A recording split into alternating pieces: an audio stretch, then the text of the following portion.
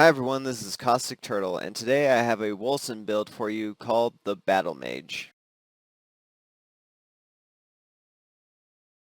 Since I made this build with a debilitating tank in mind, my stat priority is Toughness for increased health, Willpower for spreading the ailments, Frosty for increased damage, and then finally Agility for increased speed.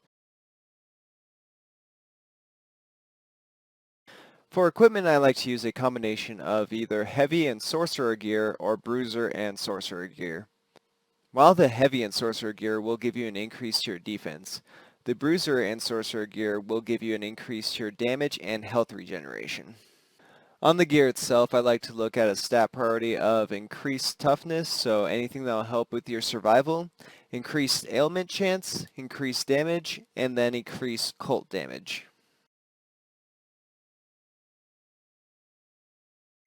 For the passive trees, I went with Scholar, Soldier, Warlock, Kabbalist, Abyssal Shaper, Eos, and Siegebreaker.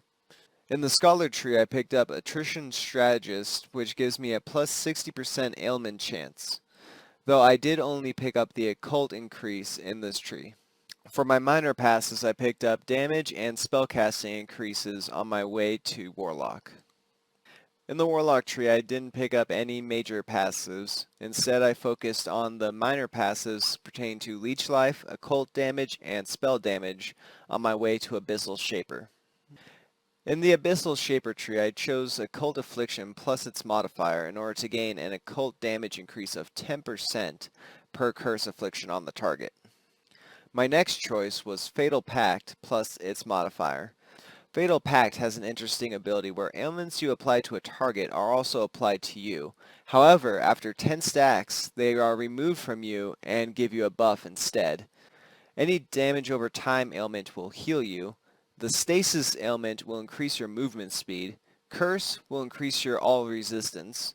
And Weakness will increase your damage output. The only things I did not get in this tree are the Masochistic Effigy and anything that gave a -2 health regen. For the next tree we have Eos. For this I picked up Beacon for the Lost plus its modifier for a total of 35% spell damage if Force Shield is below 50%, and an increase of 35% attack damage if Force Shield is below 50%.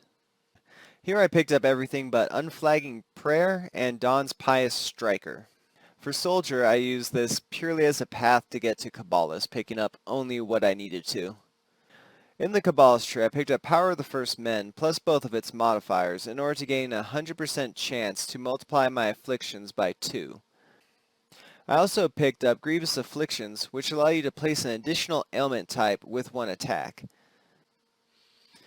For minor passives in this tree, I only picked up those pertaining to increasing ailment chance, ailment stacks, ailment duration, and spell damage. Finally, we have Siegebreaker.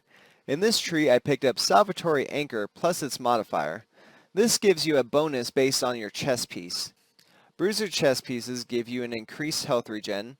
Heavy armor increases your resistance.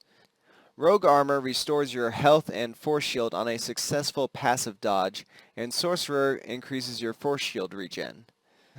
I then picked up Belligerent Banner plus its modifier in order to gain a fortress point every 1.5 seconds up to a maximum of 10. For each fortress point, you gain an increased block chance of 5%. Then I picked up the final major passive in this tree, Disallowing Vessel. When you are stationary, you gain 1 inexorable point every 1 second up to 10. When you are stationary, this passive gives you 1 inexorable point every 1 second up to a maximum of 10. Each point gives you a movement speed penalty of 5%, but increases your damage by 6%, health regen by 0.1%, and resistance by 10%. For minor passes in this tree, I picked up everything except for Obsidian Idol. The skills that I use in this build are Bulwark of Dawn, Infinity Blades, Wrath of Bapheth. Not sure if that's how you pronounce it, but that's what I'm going with. Sovereign Shout, Juggernaut, and Anomaly.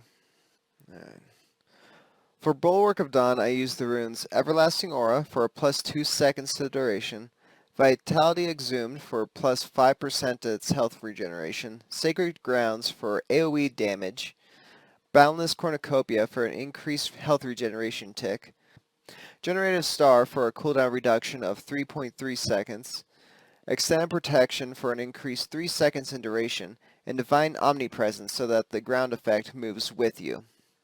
For Infinity Blades, I use the runes Records Printed in Matter so that the final attack hits a full 360, Gusts in Dark Space so that the damage is changed to Shadow with an increased ailment chance, Anti-Mobility Form for a 5% damage increase for each ailment stack on the target, Field of Sapience for a 10% block chance increase while casting, and any attacker that is successfully blocked gets inflicted with stasis. And then finally, Magnetized Strikes for a 10% increase to damage. For Wrath of Bapheth, I use Rapid Swings for a 20% increase to attack speed, Merciless Rhythm for a rage cost reduction of 28, Knotted Ends for 50% extra damage, Whirlwind of War to increase the range by 1 meter, Lethal Ambitions for a 40% ailment chance increase, Blood Brothers for an 8% increase to leech life, and Steel Cradle for a 17% increase to damage. Next we have Sovereign Shout. For this I use the runes Blade Eater to increase the threat by 100%, Hold the Line to increase resistance by 10%, Marble House to increase block chance by 12%, Infectious Determination to increase duration by 3 seconds, Hostile Inspiration to increase the buff effects, Emmy's Paler for 7% leech life, and Red Earth Tracks for an increase of 25% movement speed. Now for Juggernaut. For this I use the runes Beast of the Battlefield to increase threat by 100%, Standing Rock to increase the damage absorption of the move, but at a 20% movement penalty, Perpetual Osmosis, which consumes Force Shield and adds 60% of that to the absorption rate, Cold Steel to reduce the cooldown by 4.1 seconds, Banners Held High to increase the damage absorption by a percentage of your block chance, and then Vibrations Internalize, which increases damage absorption. Finally, we have Anomaly. For this, I use the runes Dislocating Threads to double the AoE, Elongation for a 10% increase to damage, Temporal Dilation for a 2-second increase in duration, Bones of Existence for a 40% ailment chance increase, Echoes of Infinity so that it affects a target multiple times, Rending of Matter, which allows 2 casts of Anomaly on the same cooldown, and Aether's Fracture for a 25% increase to critical damage. The idea behind this build is to go toe-to-toe with the baddies and be able to stay there. To this end, Bulwark of Dawn and Sovereign Shout should be used as soon as they are off cooldown. Infinity Blades and Wrath of Bapheth should be used in tandem to feed Rage and Willpower respectively. And then you have Anomaly and Juggernaut as your utility moves. Anomaly gathers up any loose enemies that you did not collect initially, and Juggernaut can be used in any situation where you feel more damage reduction is necessary.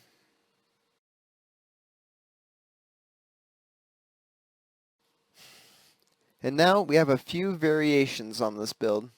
The first is where you're an evasion tank instead of a fortress. The second is where you take advantage of Fatal Pact and use fire and lightning ailments to gain health. However, both of these require some significant changes and could be a video in their own right. So if that's something you'd be interested in, please let me know by leaving a comment below. The third option is what I like to call the Savior variation.